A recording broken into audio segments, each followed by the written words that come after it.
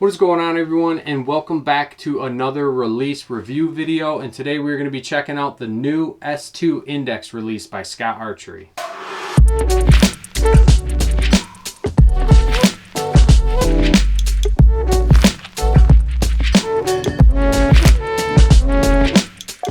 So new in 2023, Scott Archery has dropped their new S2 Index style release, which utilizes an open hook design and has a double sear system. Now this double sear system is something that is starting to take traction in the archery industry because it does give you the ability to micro adjust that trigger travel and that trigger tension. Now, being that this is a double sear design and being that you have that ability to adjust that tension and that travel, they're also including their locking technology on the S2 release that is basically going to ensure zero creep once you get this thing dialed into your preference. Now, in addition to that, Scott is also including their true center pulling technology, which helps to reduce D-loop torque so you can get that consistent trigger pull every single time. Now, I will say that that was something that they implemented back in 2020 on their Ghost Index style release. So it is a feature that Scott has had the ability to test out over the last couple of years and kind of dial it in. So it's not just a bunch of marketing fluff. There is a bunch of features and benefits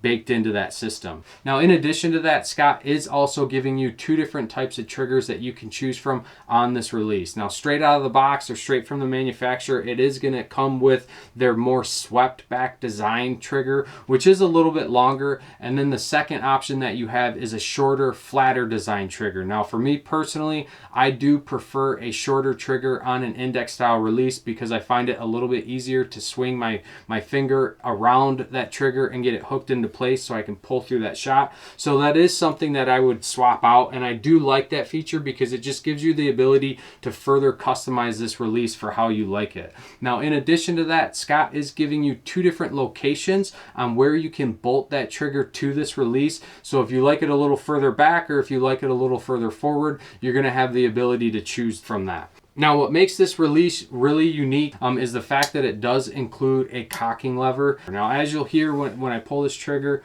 there is a little bit of noise coming from this release when you shoot it and when you cock it, but in no way would this ever disrupt a hunting situation. I hunt with a Carter Wise Choice, which is a handheld thumb button, and this is also a pretty noisy release. I've hunted with this release going on 2-3 years, and like I said, I've never spooked an animal with this. So it's not something that I would be concerned with or let it be something that would steer you away from trying this release out. Now, obviously, being that this is an index style release, Scott is providing a nice heavy-duty leather wrist strap that does have some padding to keep from digging in your wrist. This thing is Xbox stitched in the areas that matter most and the areas that are going to see the highest load when you are drawing your bow. But what I love about this style of wrist strap is the fact that they're including what Scott is calling their NCS system, which is their nylon connection strap. And what I love about this, and we talked about this before on the Solix review video that I did, I love that nylon strap because it gives you such a wider range of adjustment.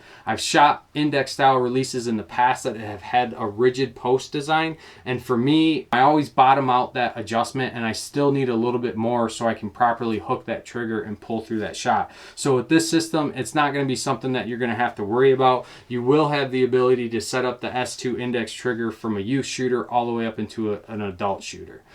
Now, when talking about what level of adjustability that you have with this index release, as we already mentioned, you do have the ability to adjust the trigger tension and the trigger travel. Now, if you are someone who likes a zero travel index style release, you can set this up that way. Basically, what Scott is saying is go ahead and cock the release and then back out that travel setting until the release fires, and then give it another quarter turn counterclockwise to make this release safe so you can draw your bow. Now, to adjust that trigger travel, there is a adjustment screw located directly below the trigger, and to increase that travel, you're going to go counterclockwise, and to decrease that travel, you're going to go clockwise. Now, as I already mentioned, you do have the ability to adjust the trigger tension so you can dictate how hot or how cold you want this release. And Scott is saying that they're giving you a full pound of adjustment range. So on the opposite side of this release, you'll see that there are two adjustment screws located directly below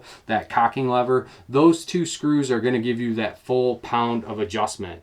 Now, to make this release hotter, you're going to go counterclockwise, and to make this release colder, you're going to go clockwise. But with that being said, let's go ahead, let's step outside, let's send some arrows downrange with this new S2 release, and then from here we will come back in here and I will give you guys my overall thoughts and opinions on if this is a release that you should check out in 2023.